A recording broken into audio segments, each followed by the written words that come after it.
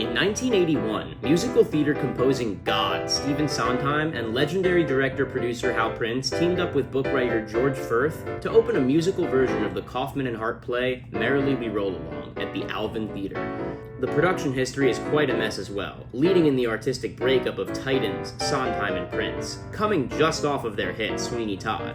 It is quite thoroughly documented in The Best Worst Thing That Ever Could Have Happened by Lonnie Price, the original Charlie Kringus. But how does a Stephen Sondheim musical with budding stars like a young Jason Alexander and a young Giancarlo Esposito, and even Lonnie Price later featured in The Muppets Take Manhattan, go from a show that creatives believed was certain to be a hit, to a catastrophic flop with merciless reviews, to a problematic musical, to a sold-out Tony-winning Broadway revival with Daniel Radcliffe and Jonathan Groff over 40 years later? Was Merrily We Roll Along simply too ahead of its time structurally? Let's dive in. Hey, I'm Jared Goldsmith. If you like this video and want to see more musical theater commentary, don't forget to subscribe. This is Dissecting Merrily We Roll Along. So, old friends, don't you see we can have it all? Moving on, getting out of the past. Solving dreams, not just trusting them, taking dreams, readjusting them, growing up.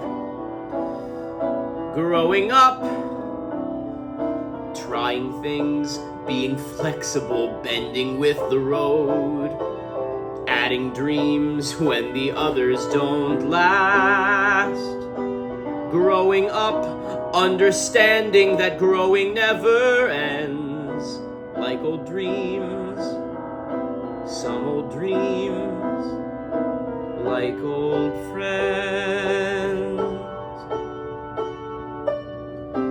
That was Growing Up from Merrily We Roll Along, and this song isn't even featured in the original production. Merrily We Roll Along originally debuted in 1981 and has been revised several times. The show traces the time period between 1957 and 1976, yet it deals with some very 90s issues. One of the show's central themes is the loss of privacy in our own homes. Almost every scene in the show takes place in a public place. One scene even takes place on live national television. The more famous Frank becomes, the less privacy he enjoys. The disintegration of his marriage, his friendships, and his ideals play out in front of the nation, making it much more painful for him, and that much more relevant to our contemporary tabloid culture. This show reminds us that no one starts life that way. Something happens along the way that turns children into insecure, needy, manipulative adults. Merrily We Roll Along traces one path toward that unfortunate eventuality.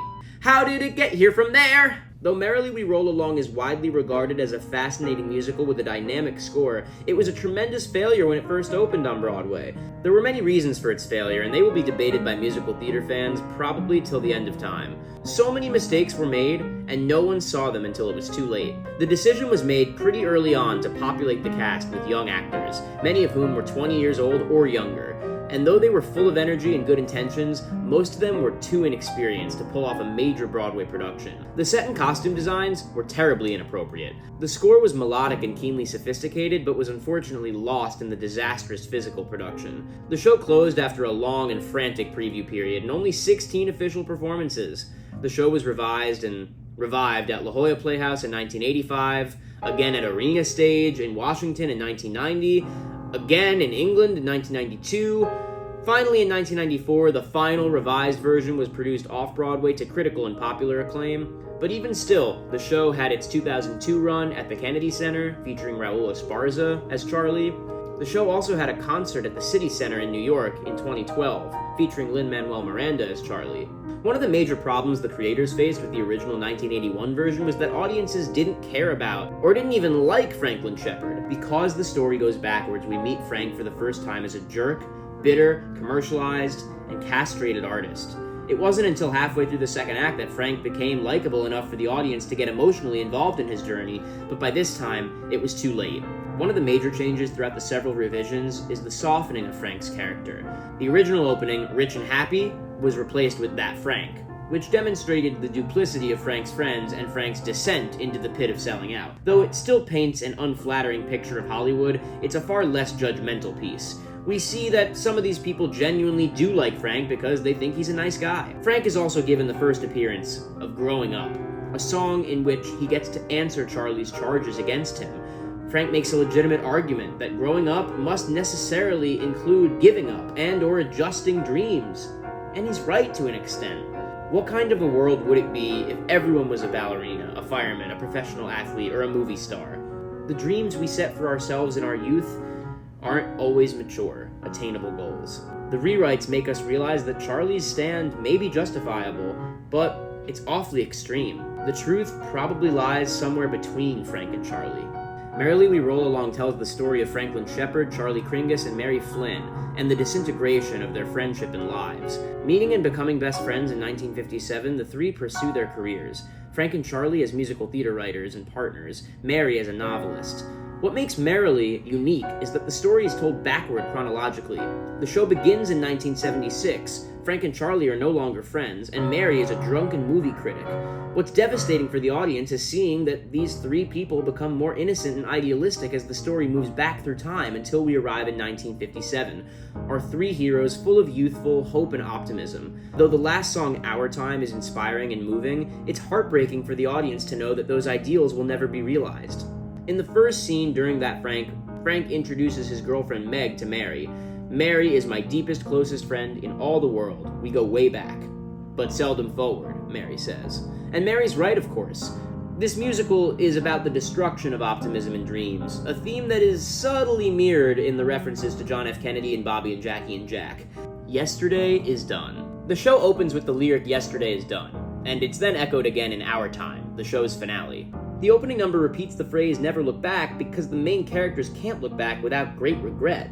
But as observers, the audience can and will look back in an effort to understand how these people got to the place where they find themselves when the show opens. The title refers to the way so many of us breeze through life with no thought to what we do and what we lose. Even after we've lost what once made us happy, we go through the motions of happiness, still cruising through life, forgetting how happy we once were.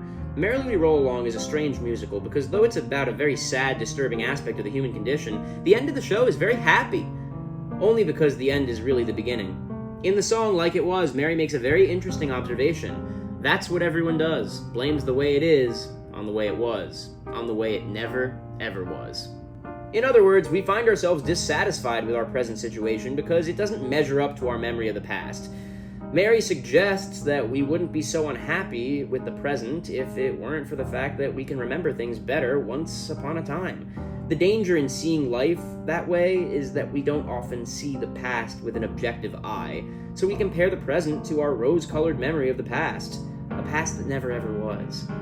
In Merrily, the audience has a chance to see the past the way it really was, warts and all.